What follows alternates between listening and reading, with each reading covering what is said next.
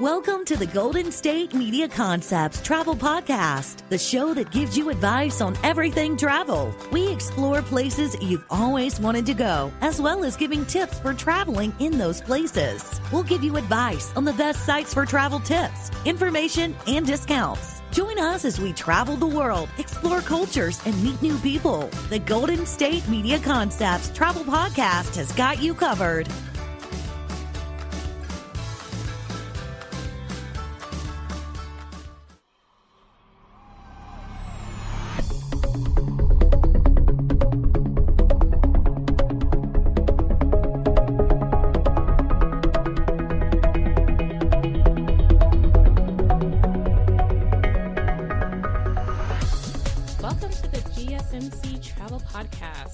By GSMC Podcast Network. This is your host, Stacy, and I'm here with... Hi, I'm Sarah. Hi. Today, we are talking about Umbria, Italy. Have you been to Umbria? I have not. It sounds delightful. I just like the word Umbria. Umbria, yeah. The Italian pronunciation with that hard oo as opposed to Umbria as it might look. Mm-hmm. I first fell in love with Umbria watching Under the Tuscan Sun, the movie. The whole background just looks so beautiful. And part of it was actually filmed in Umbria, even though it's under the Tuscan sun. It's actually filmed in the hills of Umbria. That movie is, I know this isn't the movie podcast, but that movie, the way they filmed it, the colors are amazing. It just, everything looks sun-drenched all the time in that movie, it feels like. So, and much better than the book, though this is not the book podcast either. But just, it was hard to follow with the book of the beauty of the location. So being able to see it in the film was much better. Mm-hmm. I actually spoke with an author on the book review podcast, a book called Meet Me in Milano, and she referred to it as Italy porn. Yes, so, it most definitely was Italy. Yeah, that is a good term. Yeah. So, this is our first show together. Yes. We are going to be doing a travel podcast, obviously, since it's called the Travel Podcast. Do you want to talk a little bit about how we're going to structure things so people have an idea? Yes, absolutely. So each episode, we will be talking about a different location. And then within that location, we will be talking about a destination that you might specifically want to go to if you were to go to that location. We will also be giving a travel tip, as well as mentioning a website that is useful for traveling. Yes. Or planning travel, I should say. Right. So rather than just always, just talking about a specific location, we're going to try to make it as informative as possible in terms of, for the person who might not be a world traveler, who might not be an experienced traveler. Give some tips, give some reminders, just good things to know when you're traveling. Never hurts, I think, to have those in the back of your head. More information is always better. Yes. So what about Umbria makes you want to go there? So beyond the beauty of the Italian porn that was that film, Umbria is actually known as the Green Heart of Italy, partly because of the beauty, but also because it's the only region in Italy that is not sharing a border with another country or a coastline. Really? Yes. So it's like landlocked, except, literally like the heart of Italy. Country locked. Inside the center of Italy. That's fascinating.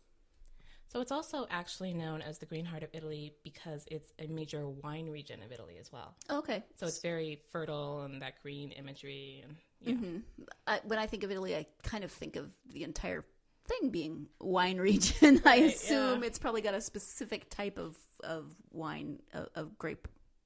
Yeah, it's a bit like knowing that California is really good with wine, but you probably wouldn't assume that San Diego is as good as Napa.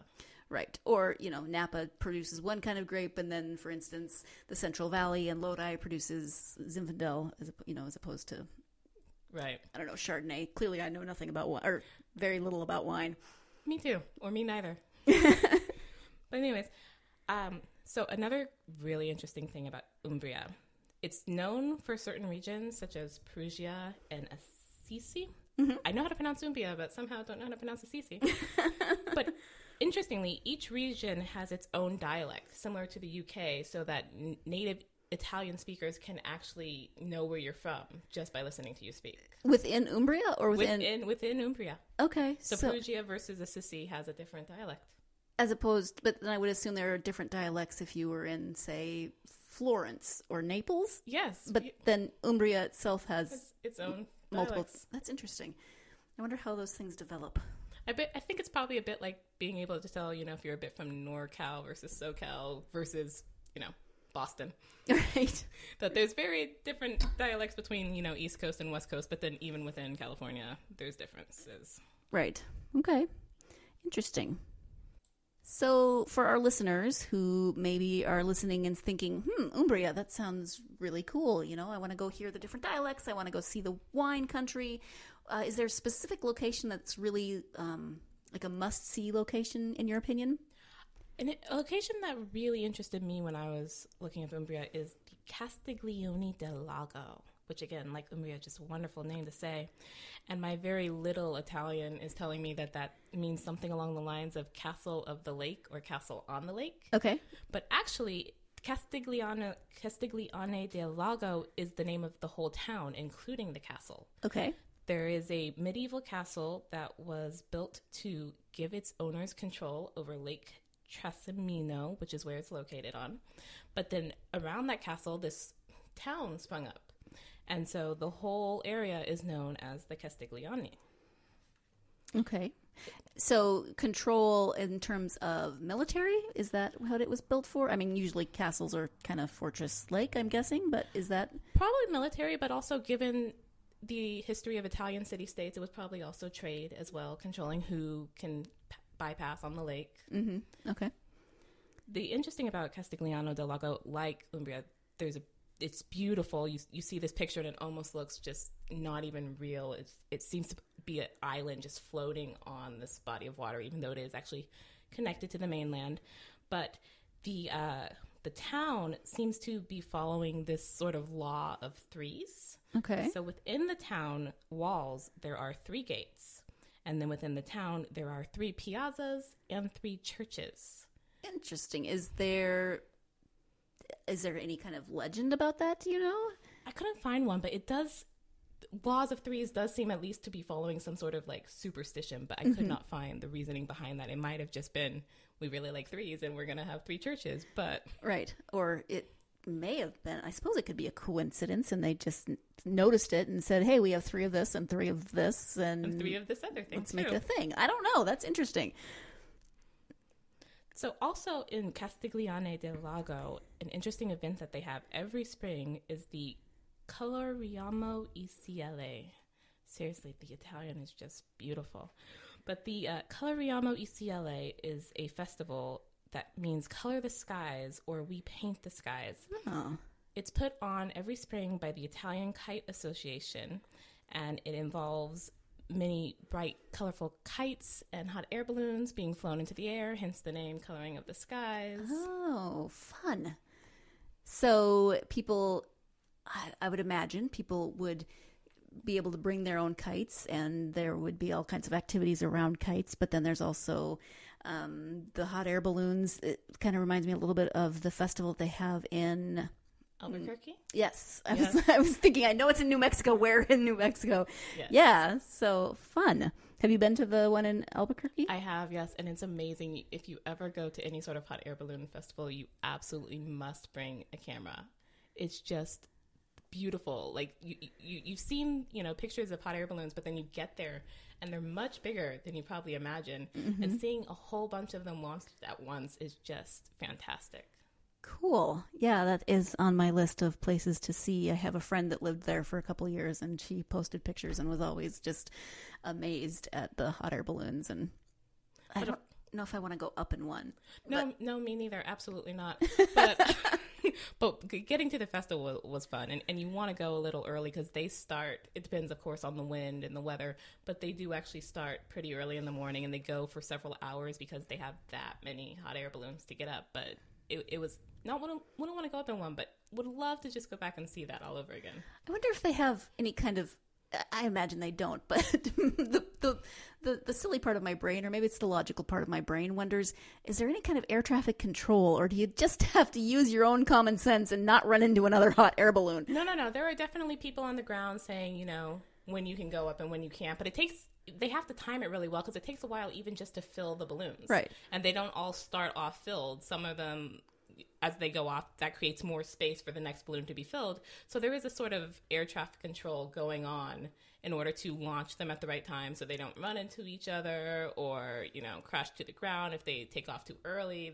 It's organized chaos almost. But okay. Beautiful, swan-like, colorful, organized chaos. Right. So I'm imagining that it's probably similar at the festival in Italy. I would think so, yes. But if kites and air balloons are not your thing, when we come back from the break, we will be talking about other activities that Castiglione del Lago has to offer. Stick around. You're listening to the GSMC Travel Podcast. The GSMC Life and Happiness Podcast takes you on a journey of exploration. We'll discuss tried and true methods alongside the latest trends of how to best live your life to its fullest and happiest. From psychology to meditation, science to self-help books, the GSMC Life and Happiness Podcast will help you to discover what makes you happy and how you can live life being the best you possible. Download the GSMC Life and Happiness Podcast on iTunes, Stitcher, SoundCloud, Google Play, or anywhere you find podcasts. Just type GSMC in the search bar.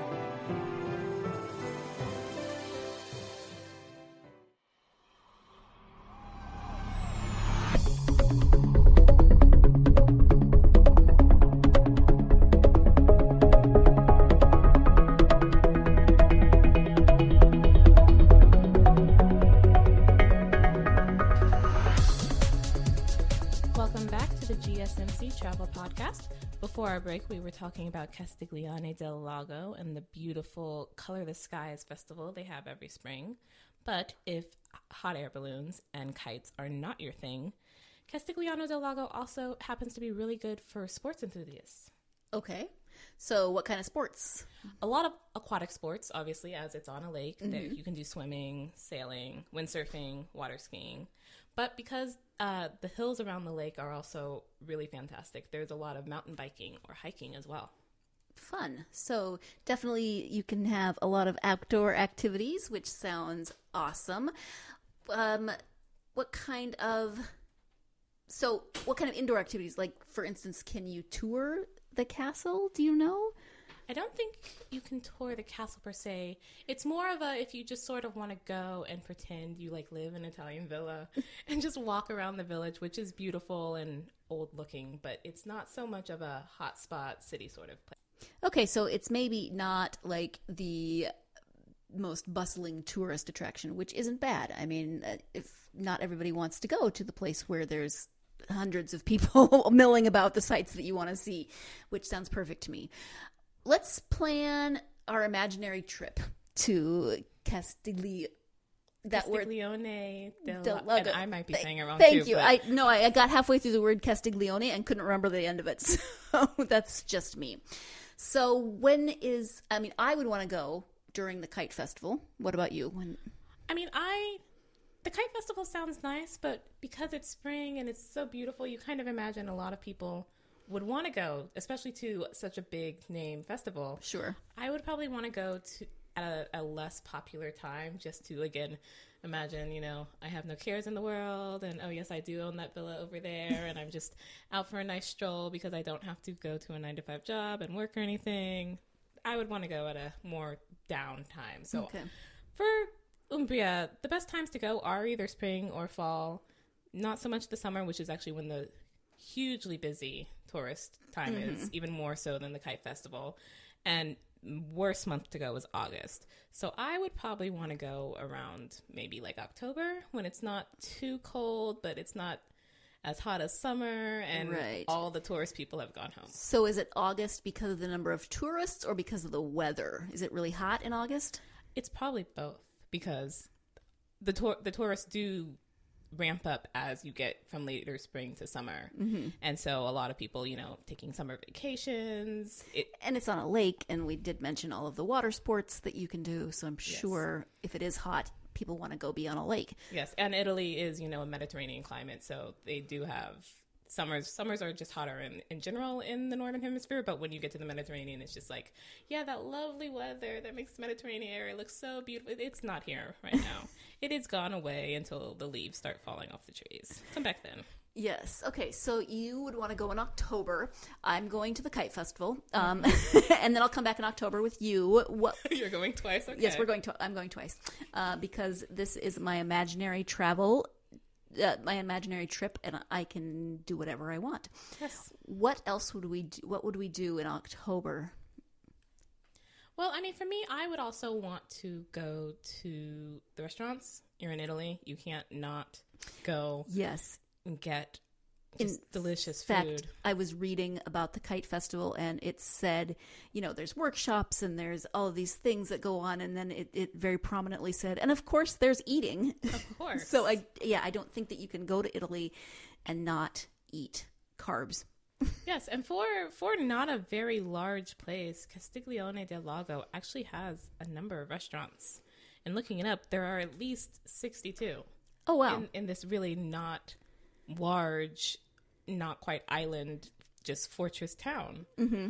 So, I mean, I might just have to go for all of October just to go to all the different restaurants. Be like, okay, this one today for breakfast and that one for lunch. 2 meals a day. That would, 31 days in October, 62 restaurants. Yep, I have to go for all of October. It is destined. You'll be eating pizza for breakfast.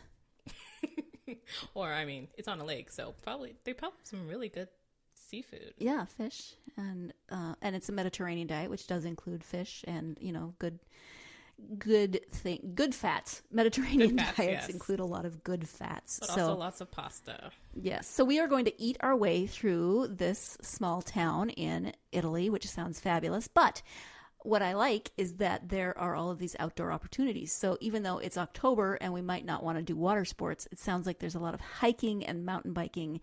And that, to me, seems like a really good way to see the surrounding countryside. And also to keep off the weight that we're getting from eating all this food. Well, yes. So we will take hikes.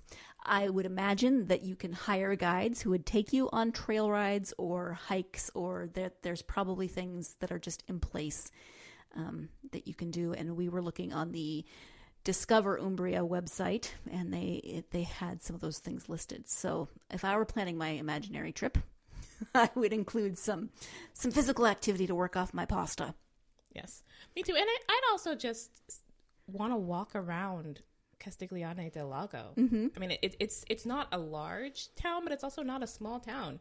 You could definitely kill a few hours just walking around and seeing all the beautiful old medieval buildings. Yes, absolutely. And for me, it would be, just whenever I think of Italy, I think of narrow little cobblestone streets. So it would be both thrilling and terrifying to walk on those streets where I could just be imagining this, but I just imagine that people drive like crazy. I can't imagine you could drive like crazy in such a old town. Maybe. Whenever you see movies or books that are in Italy, it seems like they always talk about the driving and how crazy people are. So I'm just projecting that on here. But also the patron saint of Castiglione. Seriously. Castiglione del Lago. It's no matter how many times I say it, it won't come out. That's what I have you for. Is Mary Magdalene, and there's actually a church of Mary Magdalene that you can tour. So for me, I think that would be fascinating. A little history. I always love to learn a little history of a place. Yes. So I would put that on my walking tour of the town and go visit the church and see what that was about, because Mary Magdalene is an interesting choice for a patron saint. And for a church, you wouldn't expect Mary Magdalene to have a church. Right, because people often tend to put a negative name on Mary, and this is a family podcast, so I won't say it, but in the Bible she's referred to as a woman of the city. Oh. Which is just a polite way of saying that word that starts with W. Woman of the city. Yeah. Yes. There's also a place called the Fortress of the Lion, and I would put that on my list as well. That sounds really fascinating. Is it named after a specific lion in the way Mary Magdalene has her own church? I don't think so, but in my head, it's named after Aslan from Narnia. I mean, yes. Yes. No, I'm sure it's just, Fortress of the Lion. We were talking earlier about how this is, that they have the castle, that it's well fortified. They did survive many sieges during their time. So I'm sure they, living where we do in America, we don't have ancient fortresses. Right. So I would just have to go visit every ancient fortress because I didn't grow up with them. Yes. And given that the town is named after a castle, the fortress was probably really necessary in order for this to still exist and not have been destroyed. Correct. Yeah. We need to take our second break, but when we come back, we will be talking about tips and sites to make our imaginary, your hopefully real trip to Umbria better. Stay tuned. You're listening to the GSMC Travel Podcast. Tired of searching the vast jungle of podcasts? Now listen close and hear this out. There's a podcast network that covers just about everything that you've been searching. Hey! The Golden State Media Concepts Podcast Network is here. Nothing less than a podcast bliss with endless hours of podcast coverage. From news, sports, music, fashion, cooking, entertainment, fantasy, football, and so much more. So stop lurking around and go straight out to the Golden State Media Concepts Podcast Network. Guaranteed to fill that podcast itch. Whatever it may be. Visit us at www.gsmcpodcast.com. Follow us on Facebook and Twitter, and download us on iTunes, SoundCloud, and Google Play.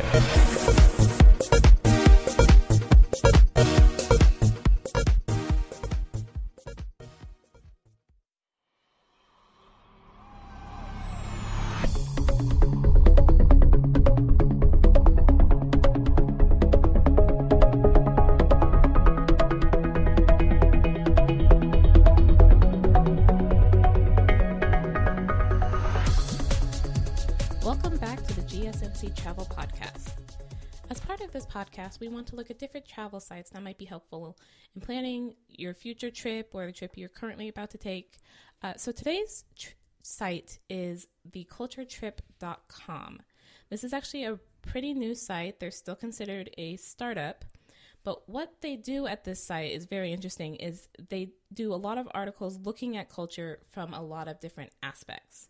So travel, of course, also, but film and TV, food and drink, music, sports. And when I went to the site and looked at Umbria, it gave you the typical, top 10 best things or whatever to do in Umbria. But it also gave you more information about Umbria as a place and as a culture and what the people there do just in their everyday lives when you're not dealing with tourists. Oh, fun. So what kinds of things did it talk about in terms of everyday life? Well, it's got a lot of articles talking about the different things about locations, like their architecture and their food and drink.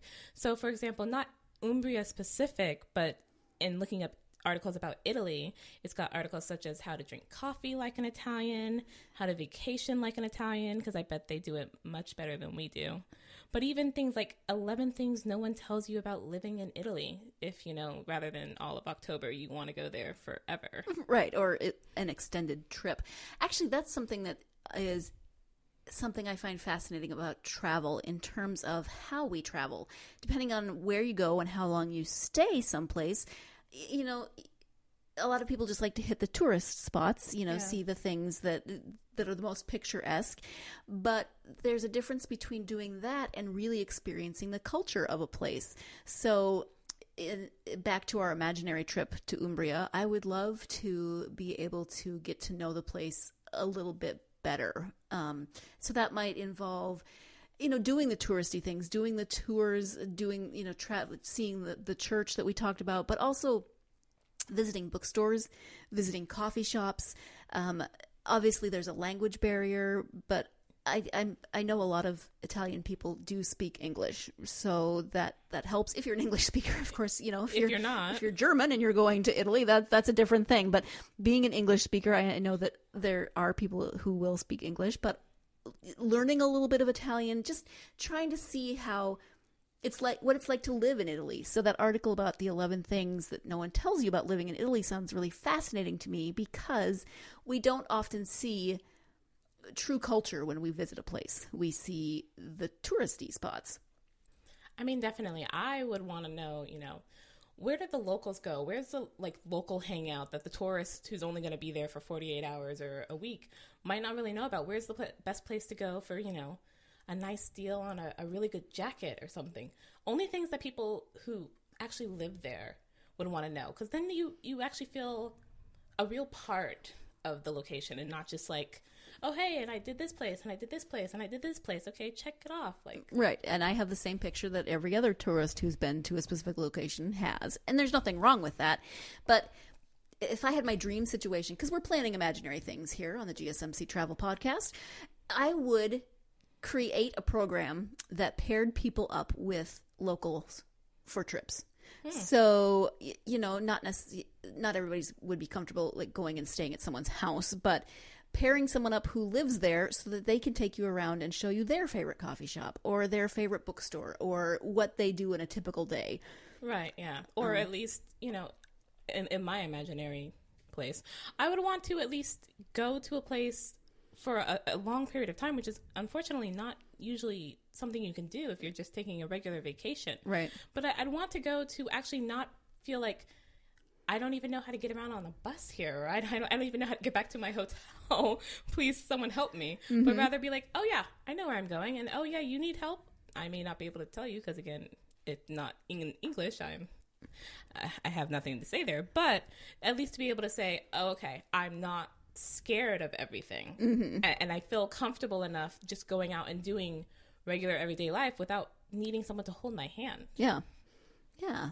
I love our imaginary trips. I think these are the perfect, and we need to create a way to make them go from imaginary to real.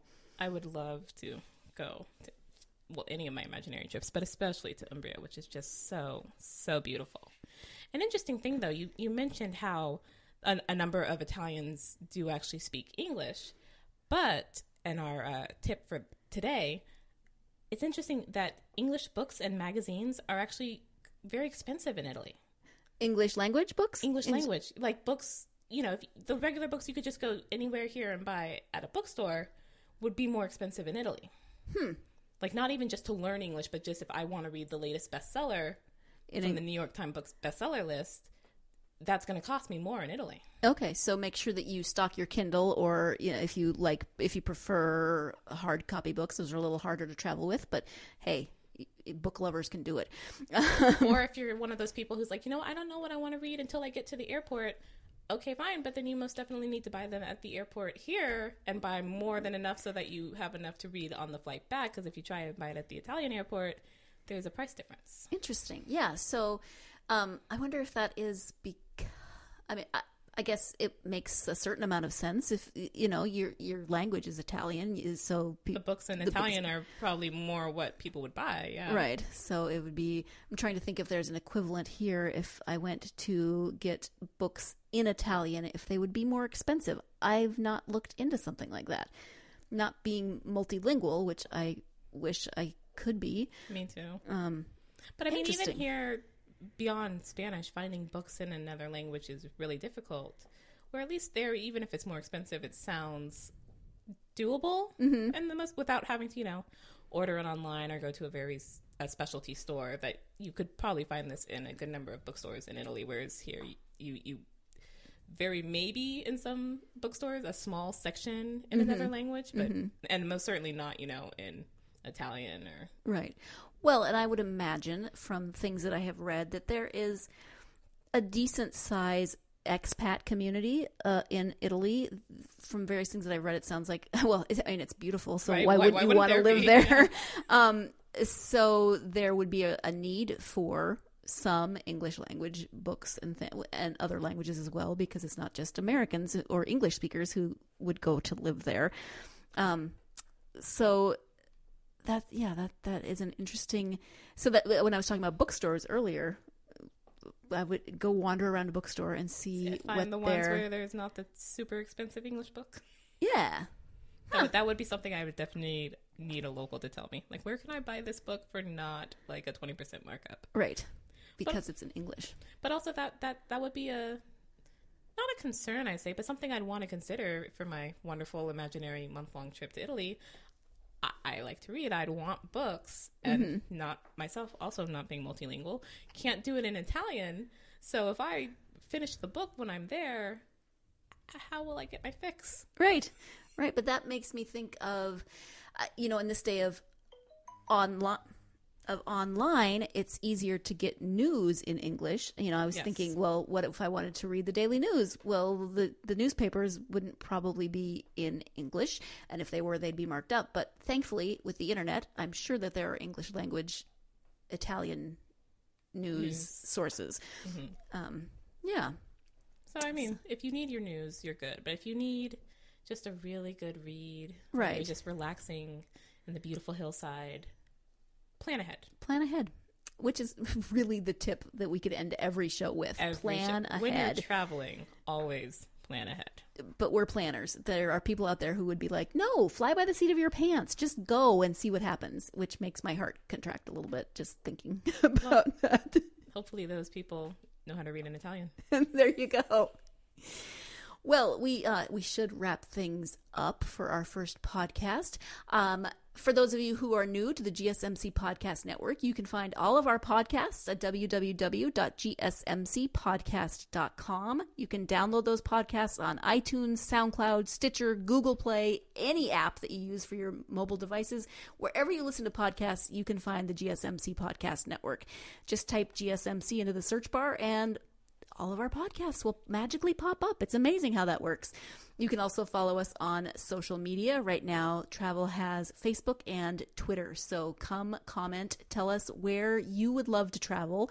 Tell us if you've been to Umbria. Tell us your favorite memory there. Whatever you want to do, come comment on social media. We thank you so much for joining us. We hope you'll join us again next time when we will be talking about, Stacy? Another Italian place, Venice. Ooh, Venice. That sounds very fun. All right. Thank you so much.